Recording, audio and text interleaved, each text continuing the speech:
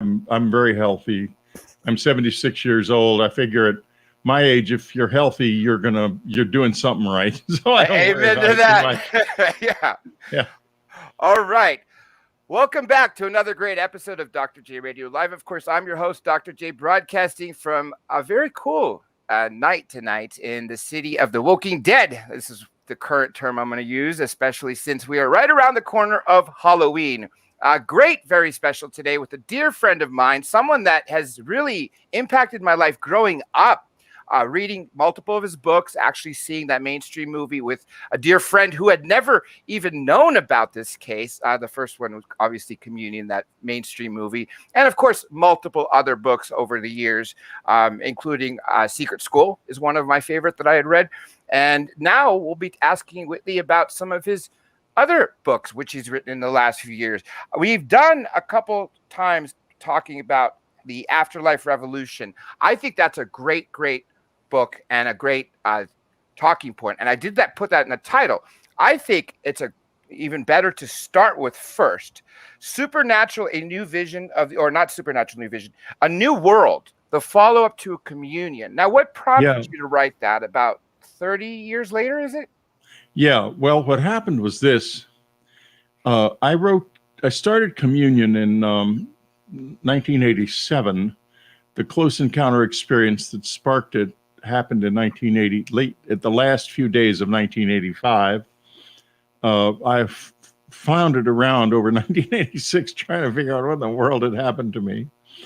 Finally wrote the book in 1987 and still not knowing exactly what it's all about, and I still don't for that matter. But the thing that was so bizarre was that it kept on.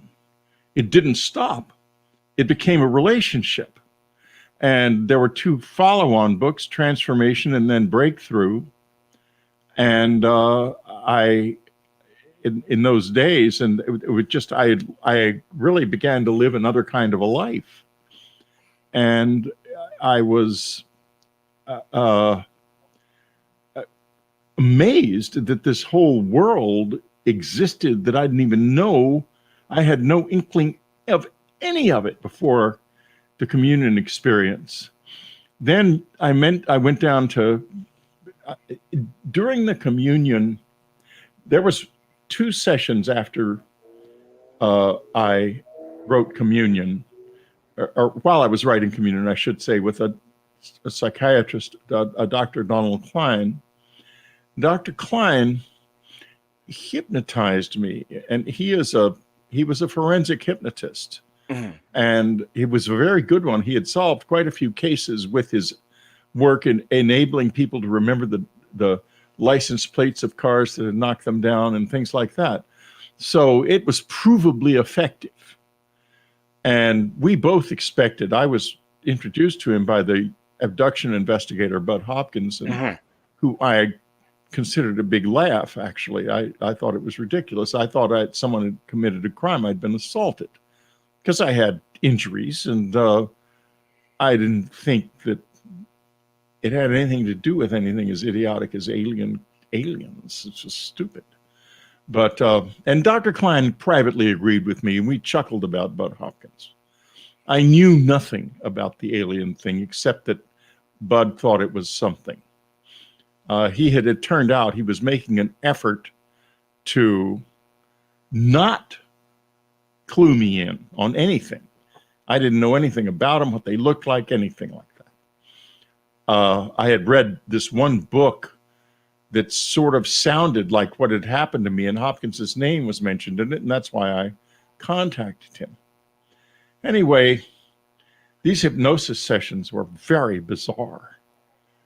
And in the first one, I was so scared that you can go on my website on unknowncountry.com, and I think you'll find it in there.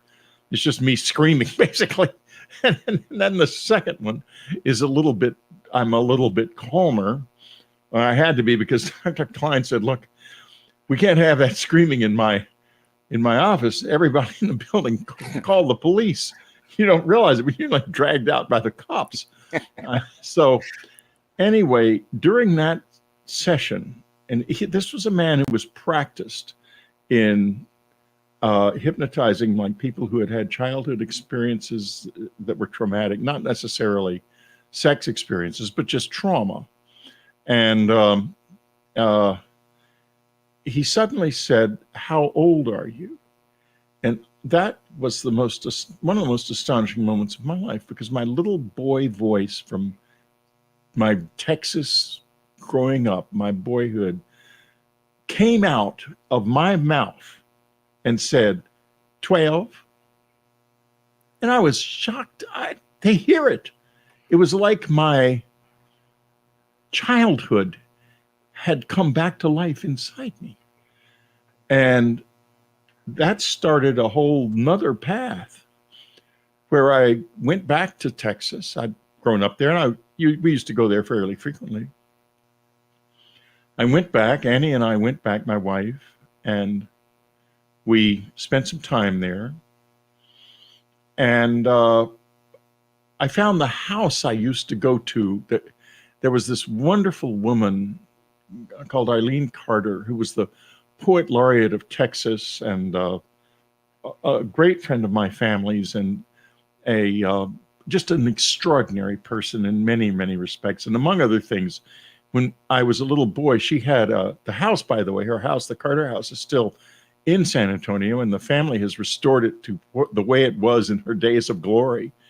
But when I knew her, it was pretty tumbled down. But she had an observatory on the roof, and which is still there. And in those days, of course, in downtown San Antonio, when you went up there, you could see the Milky Way and all the stars and everything. Now what you see is nothing. But in any case, it was all there. When I walked into that house, it had been as if the day she passed on, the house had just been put into cold storage. And I walked through the house, and I opened a trunk in her bedroom, and her perfume came pouring out of the trunk, and all of her clothes were there. And it's such a romantic story. She had been so in love with her husband, who was much older than she was. And she married, I think she was 17, and he was in his late 40s. And when he passed on, she continued to wear for the rest of her life the clothes he loved. And so here she came, this very tall woman in these flowing early 20th century gowns and everything. All of this came back. And with it came back memories of the fact that these beings had been in my life then as a child. And I wrote the book, The Secret School, as a result. But this thing, it just became my life. It still is. I'm still involved, very involved with them, heavily involved. Go ahead. Would you say it's safe to say that it takes literally a lifetime and then some just to even understand what's going on? And the second thing I was going to just say was, it wasn't until that second hypnosis session that you even realized that you were taken as a youth. Right? No, I didn't. And yet when the reporter, Ed Conroy from the San Antonio Express, who eventually wrote a book called Report on Communion, started asking my friends about these things, one of them, Mike Ryan, who was a childhood friend, he lived across the street when we were boys, said something very extraordinary. He said, I remember when he came back from that trip, that there was a trip where I remembered having this encounter along with my father and my sister, while we were riding on a train, which seems impossible to me, but nevertheless, in the encounter, I saw all of these soldiers lying in a big room, and this strange, thin woman walking among them with a little wand in her hand and touching one or another of them from time to time with it. And Mike Ryan, all these years later, says, oh yeah, I remember that trip that Whitley took. All he could talk about when he came back were the soldiers he'd seen.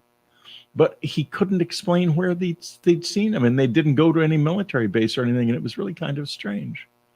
So the soldiers he's referring to, were the ones I remembered under hypnosis all these years later. And he still remembered me talking about them when I was a little boy.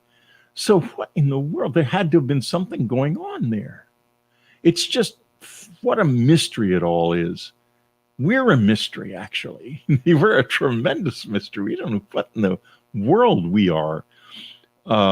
There's a reason that I put in the frontispiece of communion that the human mind winks back from the dark when you look into the unknown, because in here, we know a lot more, I think, than we tell ourselves.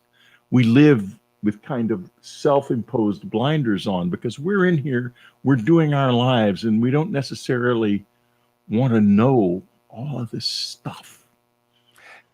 You talking about things that are buried in our subconscious, right? Yeah, exactly. And I think that there might be, it's not like sexual desires and things. Let me give you an example of something. I'm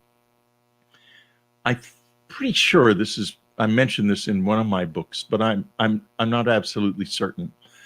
I knew a man who was a friend of a friend, and he happened to be a psychologist. I was never under treatment from him. He was strictly a friend, but he had come to me after reading communion through a mutual friend because he had an experience himself that he wanted to talk about. And this is the experience, and it gets back to what might be hidden away in here. Here's the scene. It's an late fall night. It's dark. He's on the Grand Central Parkway in Queens. He's passing the LaGuardia Airport on his way home, on his commute. Heavy commuter traffic, and it's dark. And then he sees coming toward him this airplane, and he thinks, oh my God, they've made a mistake. They're going to land on the highway instead of the runway. There'll be hundreds of people killed. But as it passes over his car, he looks at it, up at it, and he thinks, it looks like it's made of cardboard. What in the world is that? It's not a real airplane. Then his eyes go down back toward the road, and out of the corner of his eyes, he sees all this light flashing past. And he looks over, and there's a big sign on the roadside up on the shoulder that these strange symbols are flying across it. And they're like the old signs on Times Square that are made out of little light bulbs. Mm-hmm. And their symbols are flying across it. And he can see these people. There's some cars lined up on the shoulder, and people are getting out. He thinks, I'm going to get out and see what that is. That is weird. And obviously other people were too, right? So he figured it's fine. So he pulls over, he gets out, and he's walking up to a group of people who are all standing in a circle. And they all sort of have their heads down. They're standing in the circle. And suddenly this little dark, short figure, very stocky, short figure, comes striding up to him, insofar as someone very short can stride, and says, "Get out of here." And he said to me, that voice, there's no way I was going to stay there another second. I've never to this day heard a voice like that. It was commanding, and it was mean. And he got in his car and he drove on. And that's the end of his story. But what was about those people? Who were they? Why were they there? What was that little figure doing there? Why wasn't my friend allowed to stay? What was the sign doing? It was calling these people. This whole thing, I'm telling you, is something that happens in the world outside of us, and also in our unconscious, which you so innocently mentioned. in which we live in another reality at the same time. I think that we're living in this one. So a Go friend ahead. of mine, I believes that it's possible that all of us, all 8 billion plus people on this planet at one time or another have either been abducted or have had contact that we suppress. Do you think that's even a possibility, or is it still 1 in 40 or whatever the massive number is? I think that this is part of life. I think that probably abductions where there is physical contact are fairly rare. But I think that in general, what we think of as aliens are actually something that is much more part of our lives than we realize, that it's part of being human. And, you think about it this way. I'll tell you another story about it, that human beings we think of ourselves as a race of creatures, and we don't have any other form. I mean, you're born, you grow up as a human being, you die. Mm-hmm. But a lot of other species have different forms. Caterpillar, butterfly. Mm-hmm. How could a butterfly or a caterpillar ever think it had anything to do with the other one? Right? I mean, you're a butterfly, you're floating around, that creepy thing eating all the leaves, nothing to do with me. Come on. And the caterpillar, he's too busy eating, can't even see the butterfly. So, now I'm going to go to another story. Okay. My wife had a secretary, Lori Barnes, who passed on sadly recently. Annie chose Lori because she had close encounter experiences and written us a letter and lived nearby. And Annie showed me the letter. She said, I'm going to get a secretary. And I said, well, I'll call Manpower. She said, no. I'm going to call this lady. She lives right down the street. And I read the letter. It says she's a dancer she's an actress and a singer. She says, have you ever heard of her? I said, no. So look at the handwriting. That's a professional's handwriting. And so she calls her. Sure enough, she's a secretary as well as the other things. And she's had the incredible close encounter experiences. And one of them is really very special. Lori, it's about 1954, I believe, the year. Lori is at home. Her husband, it's 11 o'clock at night. She's pregnant. Her husband is out on a gig. They're both singers and dancers. Singers, and he's an arranger or an accompanist who accompanies people on the piano, singers on the piano. So he's out there, and she's alone in the house. She's reading in bed, and suddenly she notices something out of the corner of her eye. And she looks up, and there's this line of these dark blue, short, troll-like figures standing beside her bed. And, in 1954, you were definitely not expecting anything like that. Yeah. So she recoils, and the leader reaches out and says, do not be afraid. We're not here for you. We're interested in the child you're carrying, which didn't help because A, in the 50s, you didn't know whether it was a boy or a girl until it came out. And B, whatever this was, it had to do with her little baby inside her body, so she really freaks out then. And he puts his hand, his dark blue gloved hand, comfortably on her wrist and says, why are you afraid of us? And she says, because you're so ugly. And then he says something that has haunted me ever since Lori told me this story. He says, one day, my dear, you will look just like us. Now Lori has passed on and she knows the secret, I guess. But what is it? Are we a species with two different forms? And are that strange little figure that the guy saw on the Grand Central Parkway, and the creatures that came to Lori, and the same dark blue figures that are spotted all through the close encounter material, really human beings? Is it possible that our DNA really is that closely related to them? Because we know now that gravity can affect time space, and we also know now that time travel no longer works the way we used to think about, like the grandfather paradox. There's different timelines. So is it possible that these very well are literally our brothers and sisters that may be coming from a different time or another dimension or wherever they are coming from, but are literally just like that being said to Lori? I think so. I think it's very possible.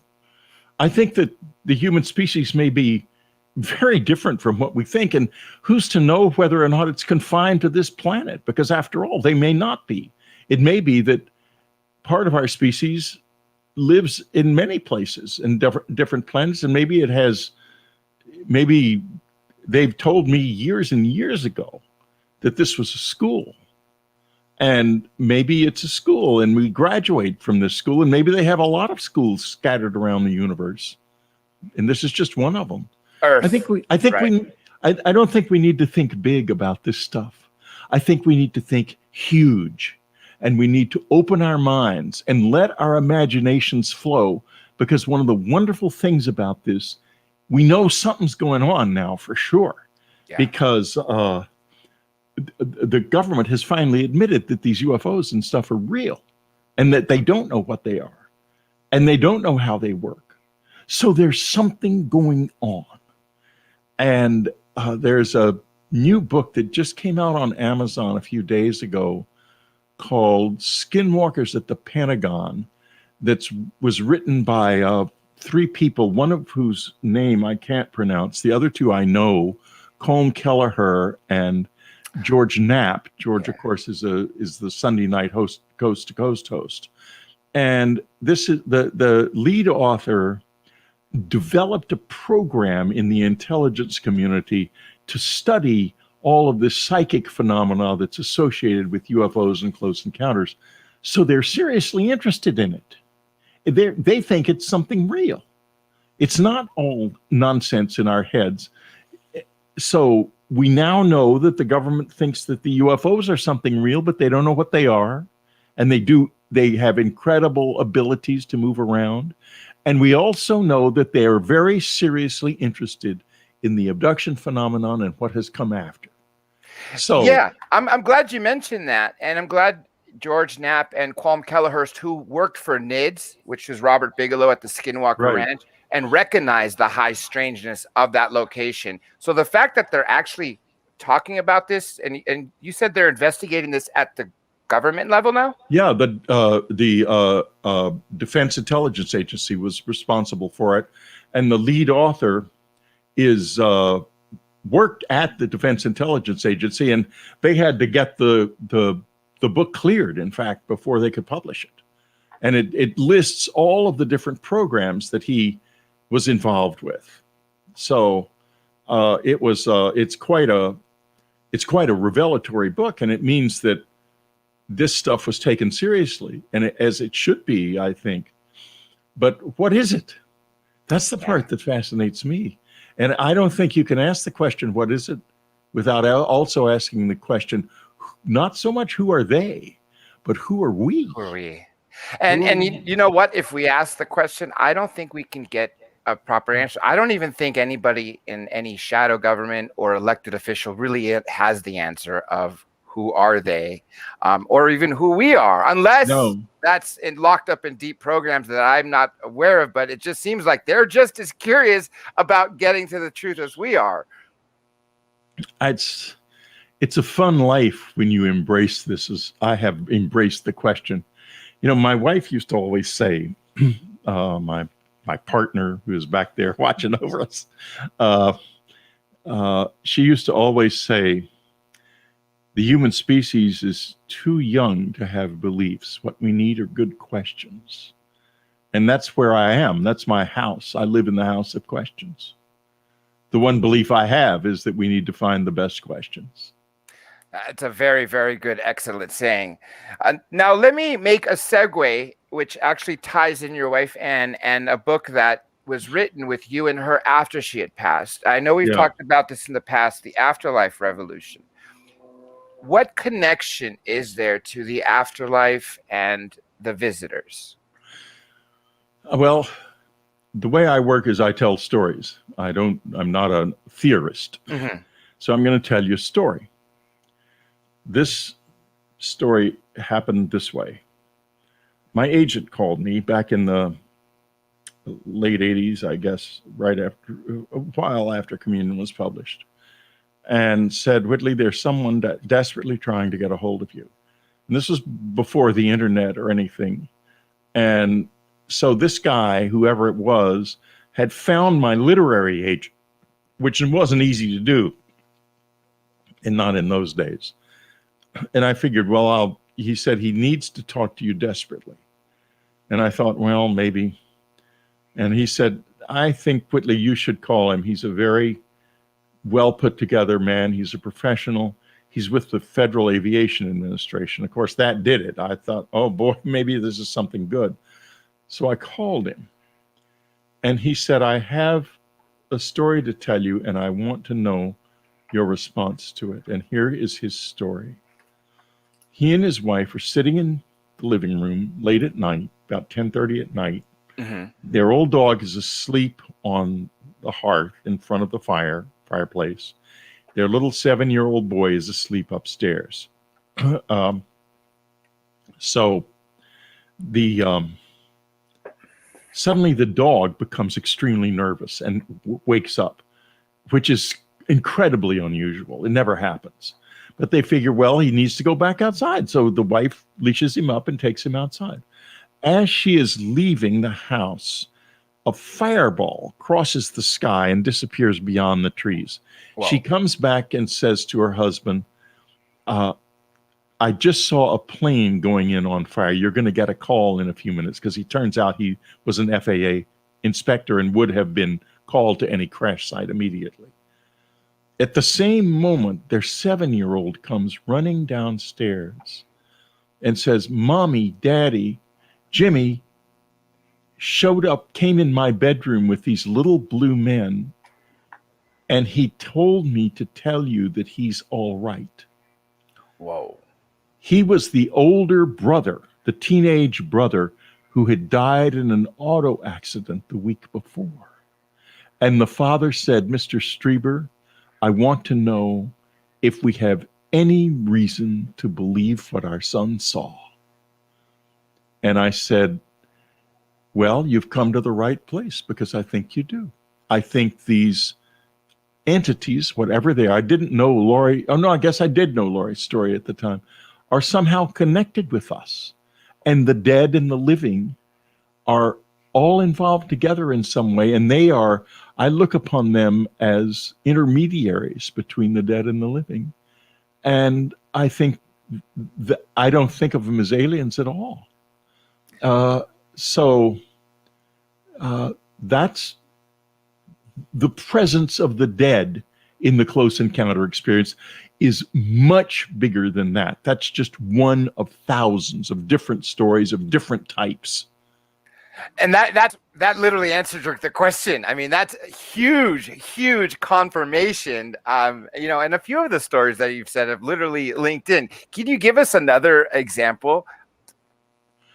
Just because you're such a good storyteller. That's why. Well, let me think. Well, let me talk about what happened after my wife. Sure, absolutely. I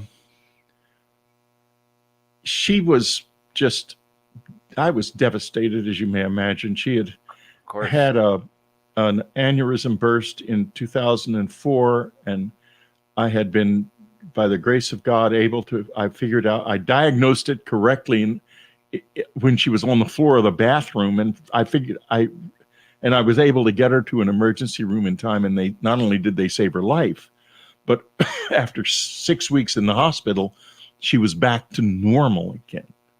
And this wonderful woman and I continued on. Then 10 years pass, and in 2013, she suddenly starts to have seizures. And the second that happened, I knew what it was. It was brain tumor.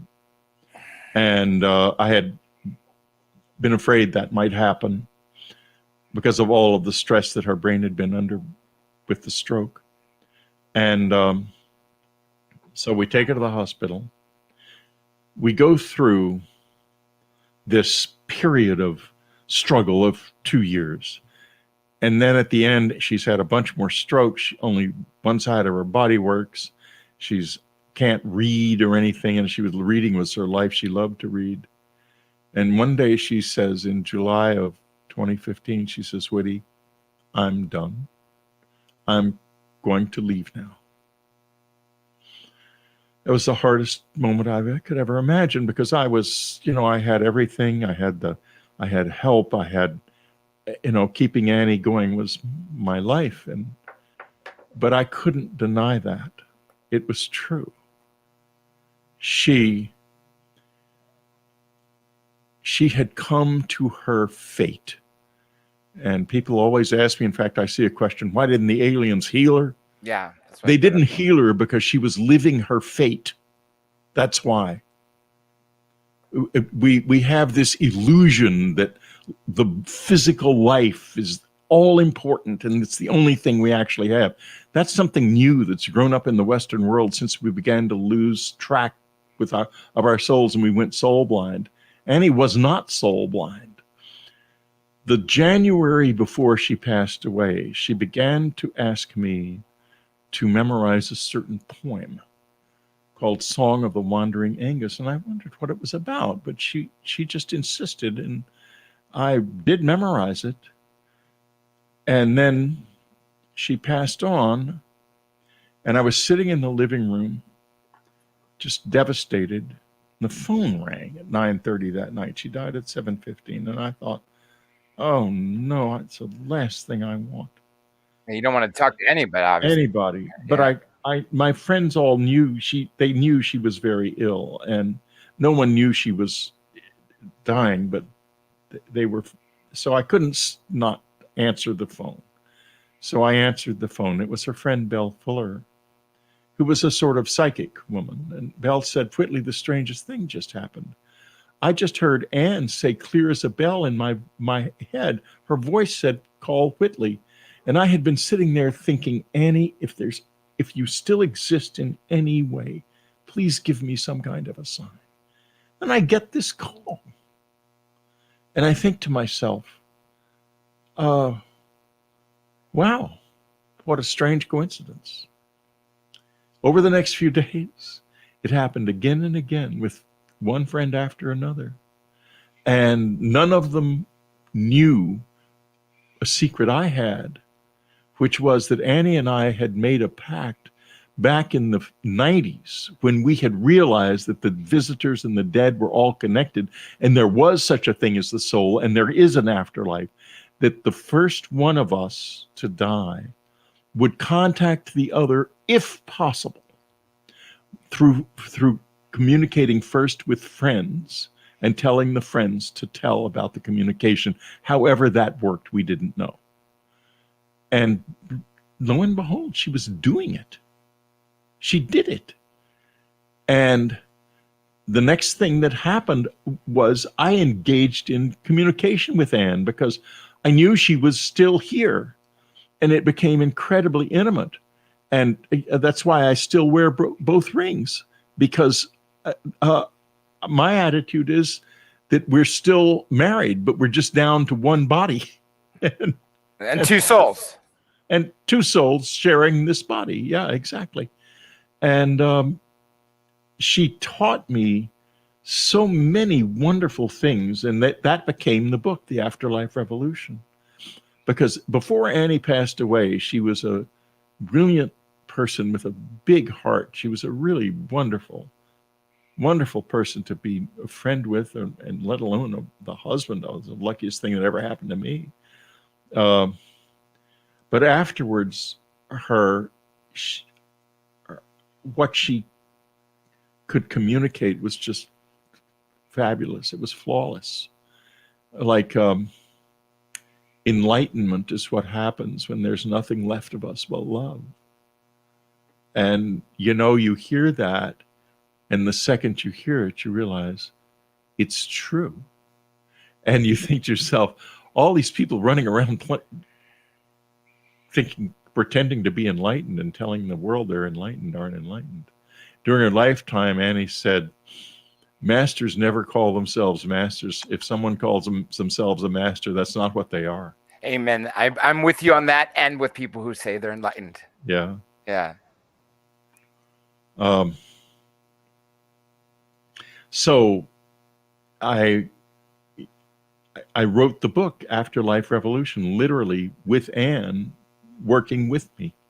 It was a wonderful experience. And she still is with me. At one point during the writing of the book, she said, I'm not Anne anymore, but I will always be Anne for you. And I feel that she is not, she's not in the human form. She's in some other form. Yeah. But the part of her, of this being that I knew as Anne, is still fully available to me. And still, we're still very much in love. And because of the love and the soul never go away. Question for you. When you made that pact with her, and after she sadly passed, and you were asking for a sign, and then she starts communicating with friends by literally the same way extraterrestrials communicate when they're telepathic.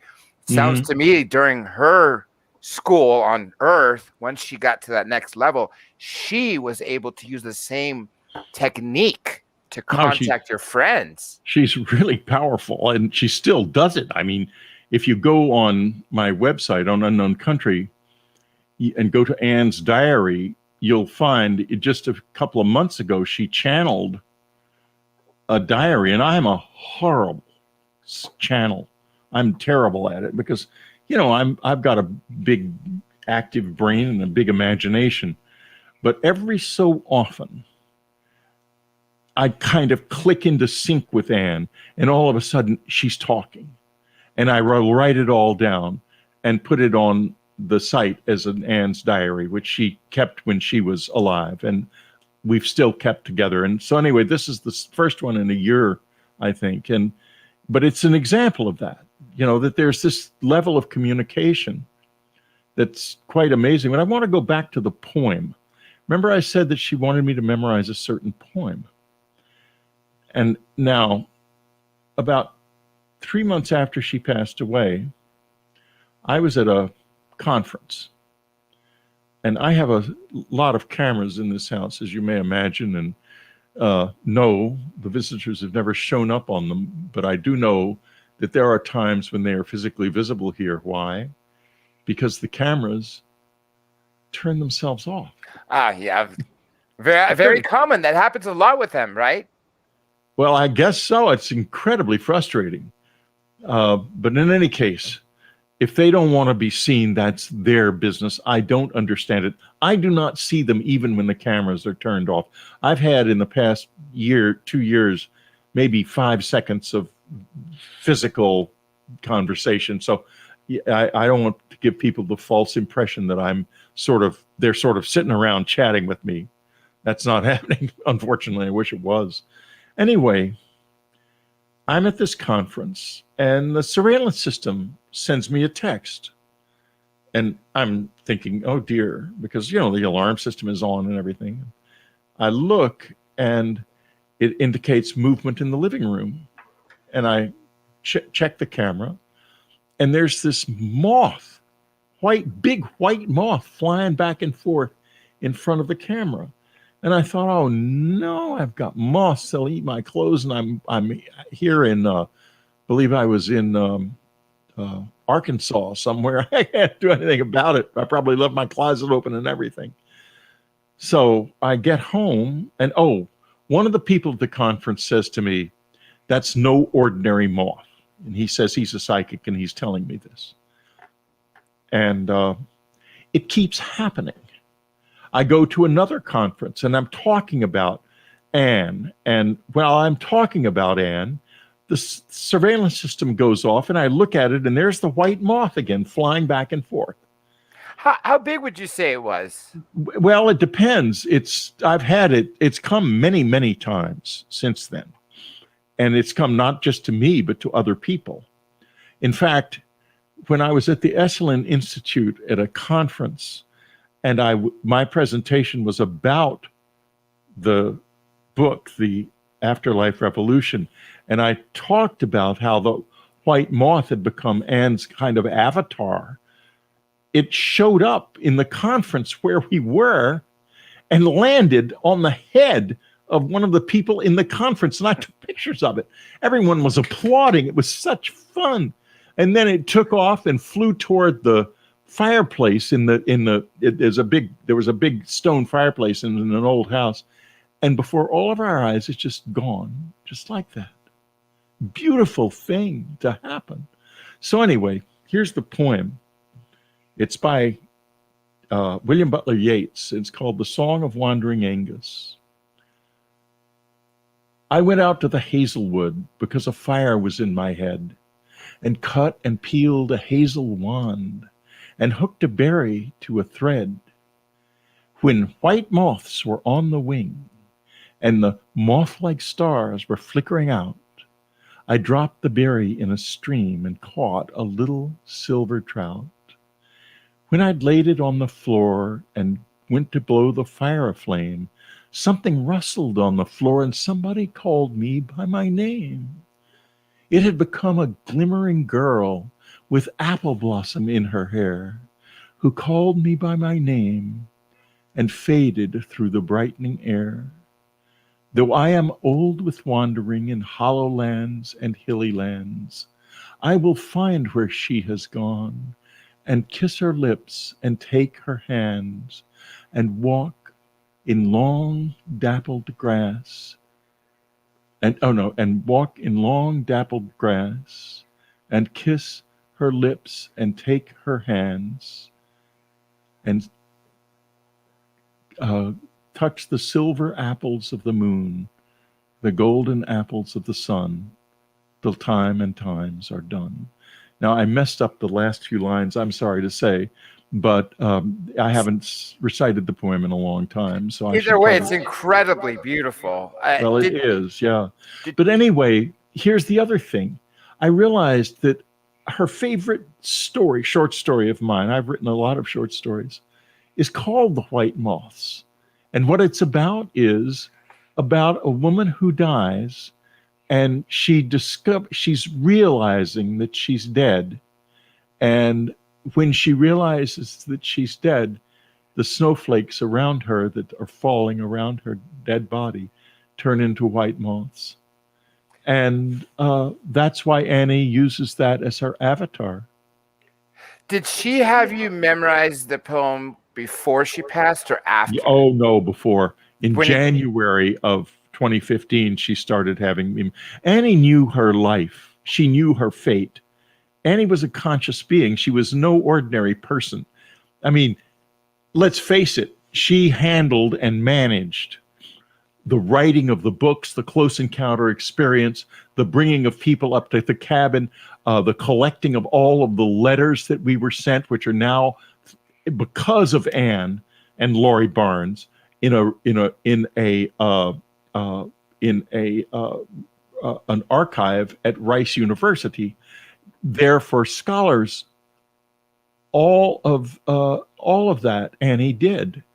But the most important thing was she was the one who titled the book Communion. I wanted to call it Body Terror because it was so scary. And she said, no, Whitley, that's not what it's about. You'll get past that. It's about communion. It's about a new kind of life. That's what you're going to call it. You'll call it communion. She knew deeply. And, I met her. How we met through something called Mind Mates, which was back in 1969. It was a dating thing where in the Village Voice, and it was for people who wanted to meet people who were interested in the mind of intellectuals. And I wanted that because I wanted a girl who was really smart, because I like to talk books and stuff like that. And so I filled out all the forms, and a few weeks later, I get this letter back with this list of names. And the other girls mostly all have funny names, like Miss Salmon and Miss Trout and things. And I'm thinking, God, a lot of fish in this letter. And I wonder if they're any real. And so I call one of the fish, And she is real, but we don't hit it off. Then I say, well, I'm going to call a non-fish in this one. And I call this Ann Maddox. And I go to meet her at her place of work. I walk into this big reception room, and there's a woman sitting at the reception desk. She looks up at me. She's got these big brown eyes, and she's just really pretty. And I think, oh, God, I hope Ann Maddox looks something like this girl. And I say, I'm here to see Ann Maddox. And she says, I'm Ann. I was not apart from her for 2 weeks for the next 45, more than 2 weeks for the next 45 years. Wow. And we're still together. Yeah. And something was happening there. She was like me, just a little nobody from some little town. You know, she was from Ann Arbor, Michigan. I was from San Antonio. We were from perfectly nice backgrounds, but nothing special. We didn't have especially good educations. I was U Texas, and she was University of Michigan, BAs, and yet we did all of this. And what does that tell you? It tells you anyone can do it. It also says that you guys were the partners meant for each other. That's what it also tells me. We were meant for each other. If there was ever a miracle performed, it was the drawing of the two of us out of the haystack, the two little needles out of the haystack of Manhattan, of New York City. Because, boy, I'm telling you, I was a virgin when I met Ann. And we had our first date. And one of my old friends, is still a dear friend, was camping out in the living room in my one-bedroom apartment, a little tiny apartment, ratty little apartment I had on 55th Street in Manhattan. And I brought Ann back to meet him and to have a drink or something. And when I was there, I realized that she's expecting to stay the night. So what am I going to do here? So I just thought to myself, well, I'll just do it. And, I went into the bedroom with her and closed the door and made love. And I could not believe it. I'm a Catholic boy, I'm very serious about this. And I just fell hook, line, and sinker for her. And she said to me later, she said, Whitley, the second I saw you, all I could think about was how do we get to bed? Because I can't stand this. This is my guy. And I felt the same way. We were just immediately, that feeling happened at the reception desk. We both felt the same way. How long after did you marry? Not long. We met in April of 1969 and married in November of 1970. So we strung it out a while. Yeah. I remember we went down to see my parents because I wanted to introduce her to my family.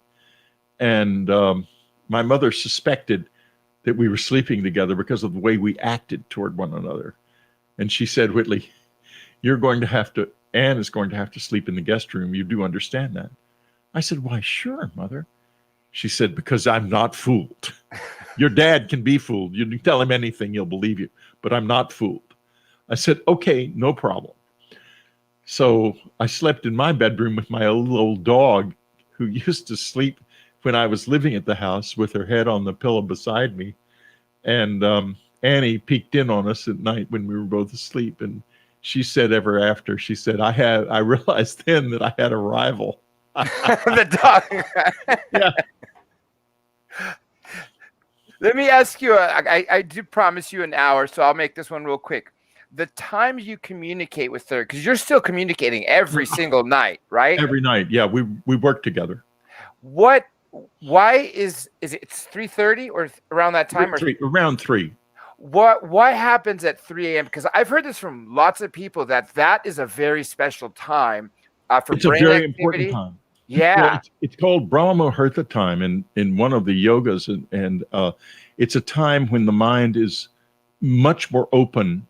And it's if you're going to have a teacher in another level of reality, if you meditate at that time, that teacher will be able to really get into your mind. And Annie and I and others too, it's not just Annie, but there are others who do. I've written a number of books with them All three of these books and the one I'm working on now, it's interesting. The one I'm working on now is different. They gave me only the title, and the rest of it's up to me. And I think, oh, have they abandoned me? No. The answer is it's a test and also a sign of respect. It is, because normally isn't the other way around. It's written and then you come to a title. Yeah. So the title. I'm not going to say the title. No, yeah. But the title is, everything hangs on this title. They only needed to say one word, and that is all the teaching I need to make this book. Well, I can't wait till that one's out. Whitley, I did promise you an hour, and it is that. Thank you so much. I know there were couple people that asked questions, but you actually answered a few of them. I was glancing at them as I went along. And folks, don't forget my website, unknowncountry.com, and my podcast, Dreamland, which is every week. That's exactly what I was going to ask you to plug in. The Time of Dreamland, and if you did mention your website, which I'll put in the description as well, and also is there an author's page on Amazon to find your books? Oh, sure. You can just go on Amazon and put in Whitley Streiber or put in A New World or Jesus, A New Vision. All my books are on Amazon. Okay. And absolutely. Well, absolutely. Thank you so very, very much on behalf of me and everybody here. Whitley Streiber, the one and only. If you have any final words before we go, I'll give you the final sign-off today. Well, let me look at the questions here. I could put this one up if you want here. Sure. One. Okay, what would the older Whitley tell the younger Whitley during the communion experiences? I don't know. The older Whitley was scared to death, and the younger Whitley handled it beautifully, so I think it should be the other way around. What would the younger Whitley tell the older Whitley, which would be to calm down, guy. This is okay. They're not going to hurt you. You shouldn't be so scared. I wasn't when I was a little boy. I used to enjoy being with them tremendously. The other one you did answer, because about 30 seconds later, the question here, I'll let you read it, but I already wrote the person that you answered it literally within a minute. Have you ever caught the white moth on camera? And you said you took 2 pictures when it landed many times. Yeah. Okay. Yeah, so that one's because you see the thing is, the white moth shows up in the surveillance system and it makes it automatically makes a clip. And it shows up, for example, I was telling my son on a Christmas day in 2016 about the white moth. And we were sitting in his house. He lives in the East Coast, and so I was there for Christmas, and I'm telling him about it, and suddenly my phone goes brrp, and I look, and there's the video. The white moth is flying back and forth in front of the camera while I'm telling Andrew about the white moth. More and more signs. Yeah. Well, with that being said, Whitley, hang on for one quick moment, and look, here's another message for you. This is not so much as a question, but that's for you from Jacob, as you can see it. Thank you, Jacob. The same back to you and all of us. We all need that blessing. We do, especially in these very trying times. And with that being said, we are officially going to end.